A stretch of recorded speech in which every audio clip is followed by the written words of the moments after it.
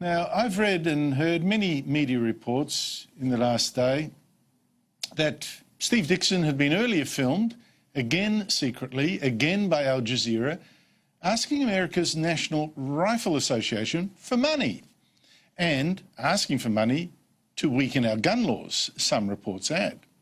Here's the ABC, for instance. Do you recall that investigation exposed how One Nation figures were trying to obtain millions of dollars in political donations from America's National Rifle Association? Now, Pauline Hanson's press conference this morning ended angrily when journalists repeated that claim. Why was it okay for Steve Dixon to go and try and seek funds from the NRA? But Sorry, Steve Dixon never asked the NRA for funds, for money. He never asked. Now, I'm sick of this continuing going on all the time and people saying that he went to the NRA. Sorry, that's why we want the footage shown. He never asked the NRA for money. There will never be a watering down of our gun policy laws. And Hanson is right and the journalists all wrong. That Al Jazeera film that was last month shown by the ABC this time, and which set off all those headlines, actually showed no such thing. The only time that Dixon and fellow One Nation official James Ashby were filmed asking for money was during a meeting with representatives of billionaire Koch brothers, who don't fund gun lobbies. They fund libertarian think tanks and free market causes. And there, the talk wasn't about guns, but global warming. This change, this lefty attitude that, you know, just being silent and we're going to change the world for the better is sending us all broke. In their meeting with the National Rifle Association, it's all on tape, very easy to check. Dixon and Ashby did not ask for money and were not offered any money. They were filmed instead talking about campaign tactics, how to write press releases and things. But what do the facts matter to the press pack when they've got a chance to kick One Nation to bits? And lastly, Al Jazeera. Got to ask again, what is this news organisation owned by a Middle Eastern government up to? Now, this week's strip club footage comes from a 4-year sting operation that Al Jazeera ran on One Nation, where it created a fake gun lobby group in Australia to get the boss who then set up of this, Roger Muller, close to Pauline Hanson to see if she had contacts with that American National Rifle Association. In fact, she didn't. So that Al Jazeera operative, Roger Muller, offered to link her up with them. No, this is not Al Jazeera reporting the news. It's creating the news and spending 4 years on this story. No Australian media organisation would have thought that worth the effort.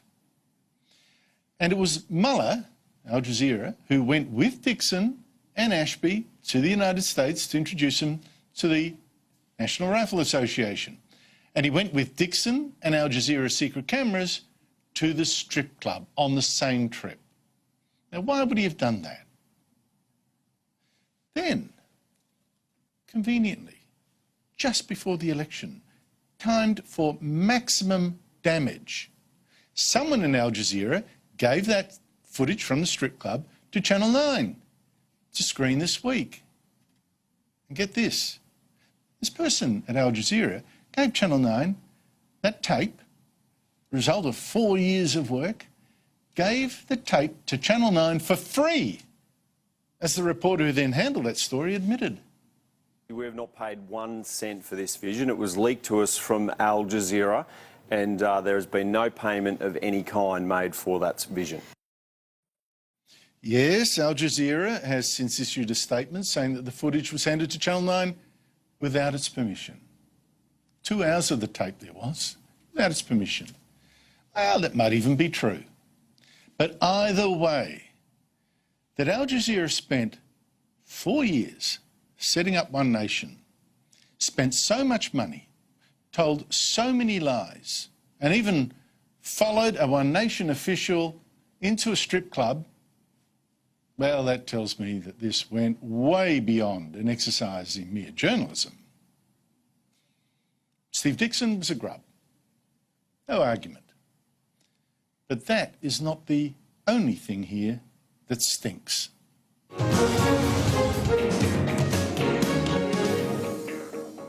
Joining me now is One Nation leader Pauline Hanson. Pauline, thanks for your time. Why have you sacked Steve Dickson?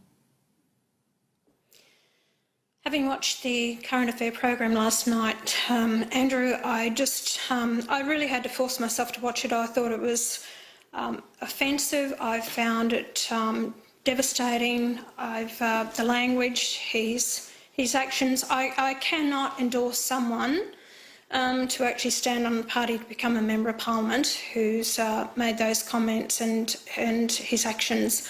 And I'm sorry, that's how I feel about it. Pauline, I wonder how much of this comes back to your judgment in the blokes you pick. I mean, let's look at some of the senators and party officials you've picked. Senator Rod Cullerton, bankrupt, quit. Senator Fraser Anning, bigot, quit your party. Senator Brian Burston, you fought, he quit. Now Steve Dickson. Do you have a problem picking good blokes? Rod Cullerton never told me that he had been through the courts and he was waiting for sentencing on that charge, which I knew nothing about. Fraser Anning didn't pick up the phone to want to talk to me. So anyway, he just went into Parliament. Steve Dickson, remember, he was a member of the Liberal Party for 11 years, a minister under the Newman government as well. You've got Brian Burston. He turned nasty over the fact that I wouldn't endorse him for New South Wales. He's now with Clive Palmer Party, and I'll tell everyone out there, he did absolutely nothing for New South Wales, and he'll do absolutely nothing if elected with the Clive Palmer Party for New South Wales. So he turned nasty and vindictive against me with lies.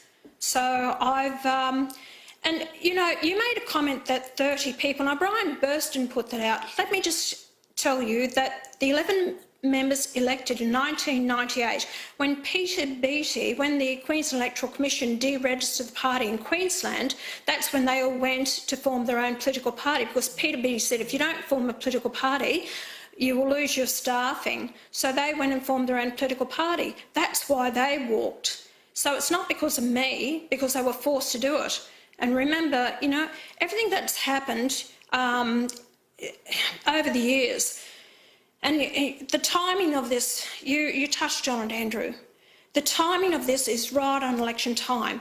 Remember the election in 2009 when they put out about the nude photos, it was supposed to be nude photos of me, front page of the paper week before, the whole week, and Peter Breen, it was Neil Breen, actually rings me up at 5:45 on election night and says, "Oh, Pauline, we made a mistake, it's not you." I cop this all the time, even the deregistration of a political party in Queensland just prior to the Queensland election, then it was my jailing, and it's been constantly on and on every time to discredit the party. I'm not going to make excuses, but it's just, you know, with what's happened with Steve Dickson, and it's a shame that's happened, but I just feel I get kicked in the guts all the time, and I just feel that I'm targeted more so than any other political party or any other member of Parliament. Well, I struggle to argue against that, to be honest, Pauline. I need to hold you to account here, but I can't think of any other news organisation that devoted 4 years of secret filming and lying and setting up fake organisations to get to any political party, let alone One Nation. Excuse me if you're not a major party. It's quite extraordinary for that to be done by a foreign media organisation like Al Jazeera, which doesn't have a network really on show here much. It's incredible. What do you think's behind it? Andrew, you made a comment about all these men duds that I have around me. What about the positives? What about the 3 members in WA who've done a fantastic job of working with the Labor government over there, and they've actually fought for the state? You've got Peter Giorgio in Western Australia, the senator, who fought for the GST to actually come down in WA, plus also other issues. What about my state member in Queensland, Stephen Andrews? And then you've got now Mark Latham and Rod Roberts that has elected to the upper house in New South Wales. I've still got bloody good people around me, Andrew, and I've got very good people on the Senate tickets and lower house seats at this election. I'm a threat to the major political parties, have no doubt about it. And I believe that this putting me behind the Labor Party, the Libs are actually preferencing me after the Labor Party, because I believe it's a call from John Howard and he's pulling the strings of Morrison. There's no reason for it other than they see me as the biggest threat, because what I want to raise about the issue with the Banking Royal Commission, I was instrumental in that, about foreign investment, immigration. You know, these are issues that I've been pushing, family law, Pauline, that needs to be Royal Commission. So these are things, I'm a threat to the major political parties. Look, I don't doubt that, but I mean, I didn't say that all men around you were duds. I've got some respect for James Ashby, I've got a lot of respect for Mark Latham, but I have to say that your biggest problems tend to be the people that you let close to you.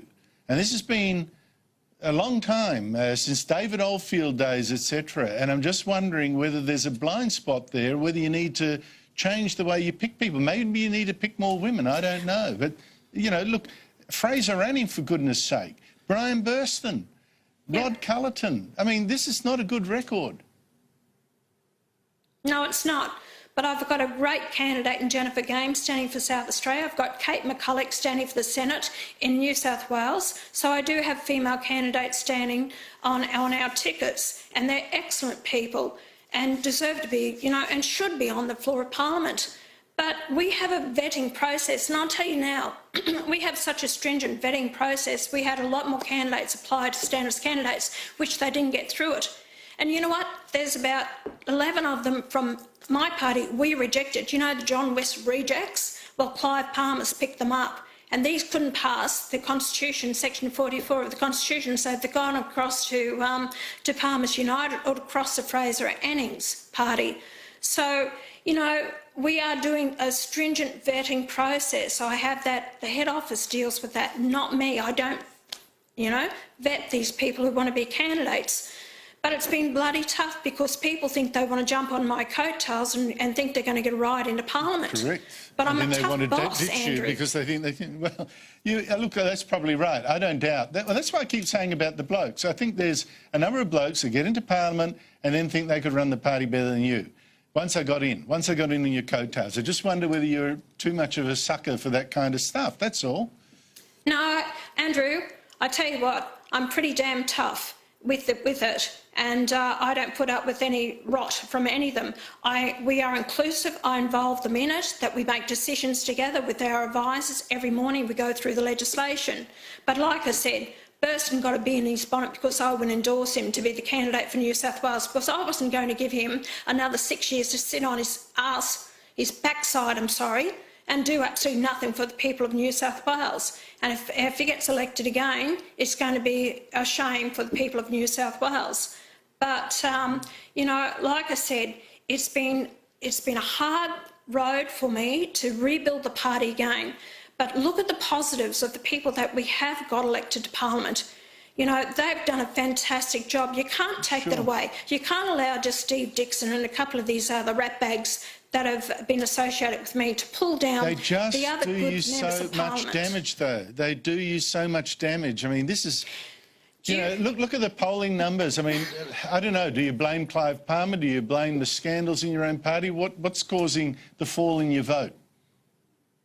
Well, Clive Palmer and Fraser Anning is actually splitting the vote as well. The Liberals coming out and they're saying put us below the Labor Party, and those people are terrified of putting Bill Shorten back in there, but Shorten's preferencing the Liberal, preferencing the Greens and the Liberals before One Nation. And we've worked extremely well with the coalition government to get a lot done in the country. You know, it's been a two-party system in this country for so long, and people are fed up with the major political parties, and we need to have that voice. Look, I've heard you say, why would you vote for the crossbench, a bunch of ratbags or, you know, these people there? And I tell you what, it's because of the crossbench, especially myself that work with the government, we've improved their legislation. We've actually got things up. If you leave it up to the Greens, and that's who the Labor are flowing their preferences to, the Greens, heaven help this country, because they are going to just open up the floodgates. They are going to be devastating for this country. Now, look, when you've got an Al Jazeera spending 4 years looking into you, when you got them giving the tape that they get of a strip club to Channel 9 for free, or someone in Al Jazeera, do you ever think, Pauline, you know, having a party is just too much trouble? It'd be just easier if it was just you?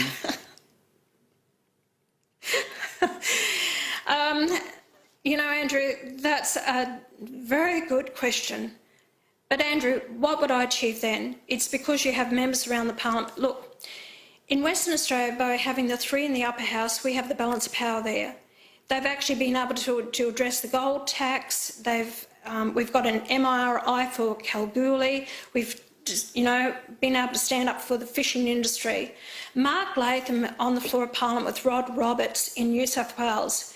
The balance of power there again is to change the educational system. You know, so these are things that you need to do. If you didn't have these drongos walking into your party and embarrassing every 5 seconds, you wouldn't have so much hassle, you wouldn't be in tears, you wouldn't be... it's unbelievable, the kind of people that are attracted to your party. Tears? And it wasn't only those people that had me in tears. Remember, it was Tony Abbott that went after me with the slush fund and my wrongful imprisonment. And the whole fact is that I got over that and I've actually come back. He said I'd never get back in politics again, I'd been finished. And the whole fact is that I'm back here again because the people feel they truly want a voice, someone who's prepared to speak up for them. You know my slogan, I've got the guts to say what you're thinking. I know you don't agree with a lot of things that I say, and the criticism that you had, that linking when Jared Henderson said that I was the Winston Peters of New Zealand, and you were horrified at that. Well, the whole fact is that, you know... Winston Peters was horrified. Yeah.